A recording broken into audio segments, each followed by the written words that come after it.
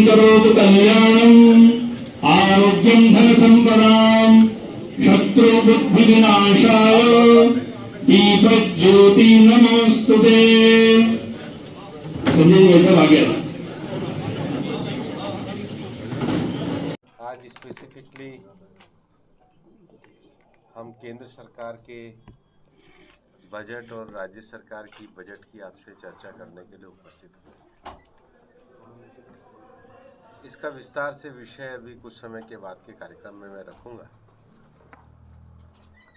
लेकिन पिछले 10 सालों में हमारे देश की जो तरक्की हुई है उसका एक बहुत बड़ा कारण प्रधानमंत्री नरेंद्र मोदी जी के नेतृत्व में स्थायित्व और निरंतरता के साथ ईज ऑफ डूइंग को लेकर के, ईज ऑफ लिविंग को लेकर के, एक ट्रांसपेरेंट गवर्नेंस को लेकर के जो प्रयास किए गए हैं उसके कारण देश में एक समावेशी विकास का रास्ता सुनिश्चित हुआ है। और इस समावेशी विकास में सबसे बड़ी जो ताकत है वो देश की मध्यम वर्ग की बढ़ाने की गई है।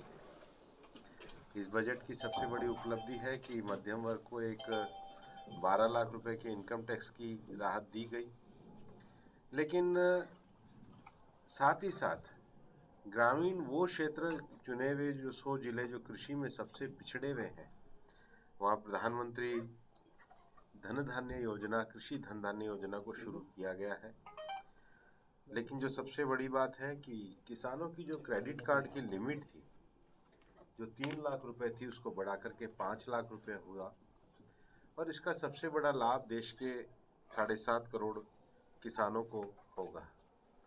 हमारे देश में दलहन उत्पादन को बढ़ाने के साथ ही साथ जो हमारे MSME हैं उनकी जो क्रेडिट कार्ड की सीमा है उसको 5 लाख से 10 लाख बढ़ाने की बात की गई है। अब अगर जिलों में भी देखा जाए तो देश में पहले 200 जिले चयनित किए गए हैं, क्योंकि कैंसर की बीमारी ज़्यादा हो गई है तो उनको फ्री डे केयर वाला जो लाभ है और बाद में सब जिलों को दिया जाएगा। सरकार के द्वारा ये भी लक्ष्य रखा गया है कि 2028 तक देश के सभी जिलों को जल जीवन मिशन के साथ जोड़ा जाएगा और अर्बन विकास के लिए भी 1 लाख करोड़ रुपए रखने का विषय किया गया है। और इसलिए देश में कारोबार की सुगमता को बढ़ाने के लिए, PM गति शक्ति को बढ़ाने के लिए सुझाव तो किए ही गए हैं, लेकिन जो हमारे देश में सबसे बड़ा विषय ऊर्जा के क्षेत्र की जो चुनौतियां हैं उसको देखते हुए परमाणु ऊर्जा मिशन को आगे बढ़ाने का तय किया है। केंद्र सरकार के बजट के साथ साथ राजस्थान सरकार ने भी अपने बजट को हमारे सामने प्रस्तुत किया है।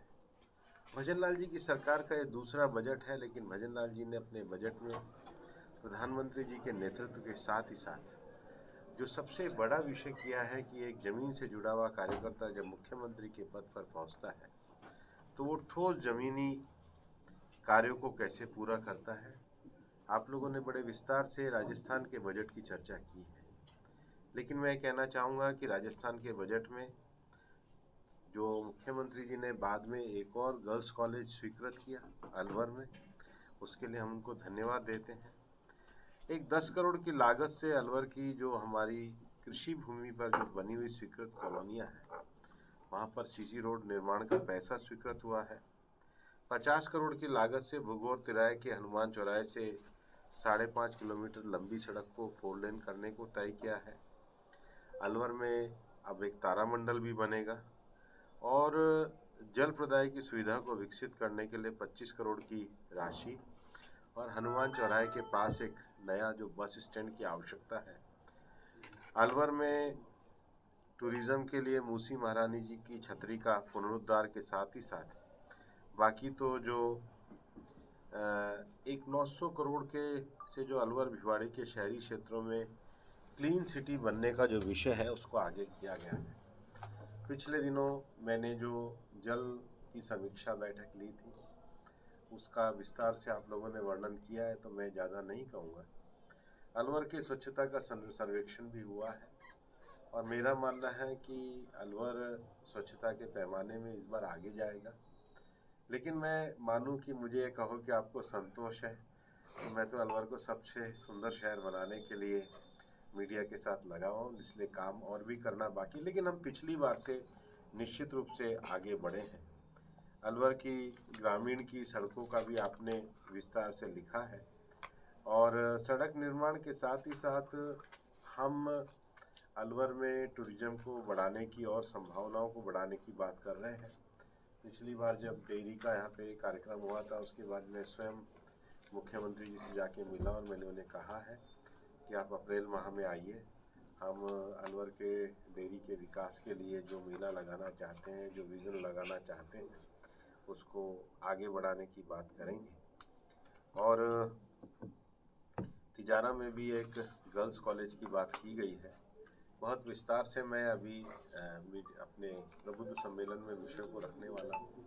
फिर भी मेरा मानना है कि इस बजट में अलवर के इंफ्रास्ट्रक्चर के विकास के लिए मुख्यमंत्री जी ने जो काफ़ी अच्छी बजट में राशि दी है, उससे अलवर का विकास होगा। लेकिन अलवर के स्वच्छता के मामले में, इंडस्ट्रियल डेवलपमेंट के मामले में, इंफ्रास्ट्रक्चर के मामले में हम आगे बढ़ रहे हैं। बस स्टैंड के साथ ही साथ अलवर का रेलवे स्टेशन भी अच्छा होना चाहिए। तो बजट का तो विषय नहीं है, लेकिन पिछले दिनों जब मैंने यहाँ के रेलवे स्टेशन का जो नक्शा देखा था, वो काफ़ी अच्छा था। उसको अब हमने रेलवे बोर्ड को भेजा है, उसको भी हम परस्यू कर रहे हैं। तो हम चाहते हैं कि अलवर का रेलवे स्टेशन और अलवर का बस स्टैंड दोनों ही आधुनिक बने। और प्रधानमंत्री जी के नेतृत्व में हम एक विकसित भारत के लिए काम कर रहे हैं और राजस्थान सरकार और केंद्र सरकार, डबल इंजन की सरकार, उस विकसित भारत के विषय को आगे बढ़ाएगी। का विषय भी काफी लंबे समय काफ़ी है, उसमें को रेवेन्यू वाली ज़मीन का एक थोड़ा सा विषय अटका हुआ है, उसको जितनी जल्दी सुलझा लेंगे उस विषय को आगे बढ़ाएंगे। सर, इस काम में महाराष्ट्र और एमपी से टाइग्रेस लानी थी, वो प्रोजेक्ट लगभग 2 साल से डिले हो रहा है सर। इस काम में अभी तो 43 की कैपेसिटी है, तो लेकिन वो नहीं, अभी तो कैरिंग कैपेसिटी है, लेकिन बाकी विषयों के लिए हम अभी एक पूरे प्रोजेक्ट प्लान पे चिंता कर रहे हैं। मेरी बीच में दिया जी से बात हुई थी, उन्होंने एक भर्तरी के लिए जो डीपीआर का 9 करोड़ का विषय है वो स्वीकृत करने की बात उन्होंने मेरे से पिछली मुलाकात में कही थी। और अभी एनएचआई की मीटिंग भी इस महीने मेरी नितिन जी के साथ हो जाएगी। तो हमने 25 इशू निकाले हैं एनएचआई के, सारे इश्यूज को मैं एक बार वो मीटिंग हो जाएगी तो सरिस्का के भी एलिवेटेड रोड के विषयों की आपको सूचना। लगातार सर आप स्वच्छता की बातें कर रहे हैं, पर अगर जमीनी हकीकत देखें तो सर उस पर भी थोड़ा कार्य कराएं, क्योंकि आपकी मोटिवेशन और उससे पूरा अभियान अच्छे तरीके से चला। और अभी कुछ जगह ऐसी हैं, पुराना शहर देखें तो उसमें भी गंदगी का, उन पर थोड़ा सा काम नहीं हो पा रहा। पहली बात। दूसरी बात, एक दिन ऐसा करेंगे सर कि सुबह सुबह 2 गाड़ियों में मीडिया और मैं एक साथ चलेंगे, हम निरीक्षण करके आएंगे और उसको पूरा करेंगे। सर एक बड़ा मुद्दा है, चाहे खैरथल किशनगढ़ हो, चाहे अलवर शहर हो, चाहे खेड़ी हो, कुत्तों के काटने के केस सर लगातार बढ़ते जा रहे हैं। एक नहीं 8-8 जगह काटते हैं। कल एक बच्ची है जो फिजियोथेरेपी डॉक्टर थी, सर बड़ा दर्द होता है, जो किसी का इलाज करने वाली थी वो खुद आज इलाज के लिए परेशान है। उसको लेकर सर किस तरह की योजना है? मैं बात करूंगा। सर आपने अलवर के विकास की बात कही, टूरिज्म बढ़ाने की बात कही, लेकिन सर अगर अलवर में देखें तो बढ़ते वाहनों के दबाव के कारण एसएमडी सर्किल से जेल के चौराहे तक जिस तरह का जो अतिक्रिया रहता है, तो इसके लिए कोई कार्य योजना है क्या? बात करेंगे सर। एक बिहार चुनाव पे एक सवाल है कि वहाँ भाजपा का प्रदर्शन कैसा रहेगा, दूसरा क्या एनडीए के साथ रहेगी भाजपा या अलग अपना सीएम बनाएगी, क्योंकि भाजपा काफी समय से वहाँ अपना आधिपत्य नहीं जमा पाई है, क्षेत्रीय दलों का प्रभाव रहा है। देखिए एनडीए कब बना? अटल जी के समय। वो गैप हो गया, 24 साल हो गए। गैप नहीं हुआ, निरंतरता है, वो कंटिन्यूटी है, कंसिस्टेंसी है। भाजपा पिछले 25 वर्षों से ज़्यादा एनडीए को सतत रूप से मजबूत कर रही है। और दूसरी तरफ क्या है, यूपीए कब बना और कब खत्म हो गया? क्योंकि एनडीए की विश्वसनीयता भाजपा ने 25 सालों से बनाए रखी है। और यूपीए वालों को जब ऐसा होता है ना, कोई दुकान का जब दिवालिया होता है तो नेम प्लेट बदल लेते हैं। तो यूपीए ने 10 साल में ही अपने दिवालिया निकाल करके नेम प्लेट इंडी नाम से रख दी। अच्छा, पहले इंडी रखी, फिर इंडिया रखा, फिर समझ में नहीं आया और इंडिया बनने से पहले टूट गया। इन्होंने काम केजरीवाल जी के साथ है, केजरीवाल जी ने इनको छोड़ दिया। इन्होंने काम ममता जी के साथ है, ममता जी ने इनको छोड़ दिया। अभी तो इनको समाजवादी पार्टी भी क्या कहते हैं वो दिखा रही है। और मुझे कांग्रेस के नेता यहाँ पे एक जवाब दें कि क्या वो एनडीए के पार्टनर जो अबू आजमी ने औरंगजेब और शिवाजी के बारे में जो उन्होंने औरंगजेब की जो बड़ाई करी है, तो कांग्रेस के नेता उसका समर्थन करते हैं या विरोध करते हैं? वो भी उनके एनडीए का हिस्सा है। सर हाँ, इंडी है। हाँ, उनकी इंडी का हिस्सा है और उन्होंने तो यूपीए का इंडी हो गया है। तो कांग्रेस के लोग जरा बताएं कि उनकी ये जो अलग अलग स्वर उनके उठ रहे हैं वो क्या। हम तो एनडीए को मजबूत करने में ही लगे हैं।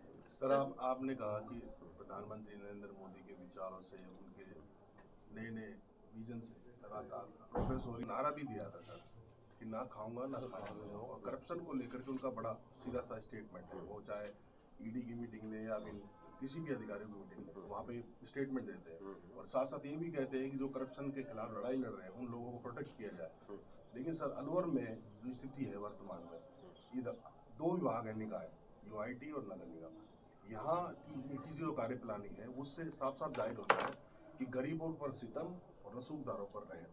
अनेक ऐसे प्रमाण हैं जो लगातार बड़े बड़े रसूखदारों को हाईकोर्ट चले जाए, कोर्ट में जाकर के प्रोटेक्शन ले लें, और छोटा सा अगर कोई बेचारा गरीब आदमी है तो उसके पास तुरंत फोर्स पहुंच जाती है, खोके तक उठा जाती है।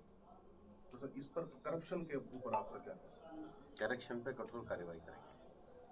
सर, एक बड़ा सवाल है। पूर्व मुख्यमंत्री और राज्यसभा सांसद विवेकानंद मार्ग बना दिया। अब सर, एक अभियान सा जुड़ा हुआ है दिल्ली में, अकबर रोड पर खोद दिया गया, उसको मांग उठी है, 2 विधायकों ने मांग उठी है कि इसको नजफगढ़ की जगह दूसरा गढ़ बनाया। सर, क्या सोच है केंद्र सरकार की कि इस पूरे विजन को लेकर के नाम बदलने की प्रक्रिया किस तरह की जाए? इसकी एक जो व्यवस्थित कानूनी प्रक्रिया होती है, उसी प्रक्रियाओं का पालन मंत्री जी, इलेक्शन से पहले कांग्रेस ने घोषणा की थी कि अलवर पहला संभाग बनेगा। जब भी घोषणा होगी कांग्रेस की सरकार आएगी, क्या ये घोषणा कांग्रेस पे छोड़ेंगे या भाजपा अलवर को सौगात देगी? भाजपा अलवर के विकास में पूरी तरह समर्पित है। सर, मंत्री जी, राहुल गांधी का आज बयान आया है कि बीजेपी से ही कांग्रेस के हमारे कुछ लोग मिले हुए हैं, बीजेपी जो मजबूत हो रही है हमारे लोगों से ही मिल रही है, इस तरह के बयान है। अलवर में भी ढूंढना चाहिए।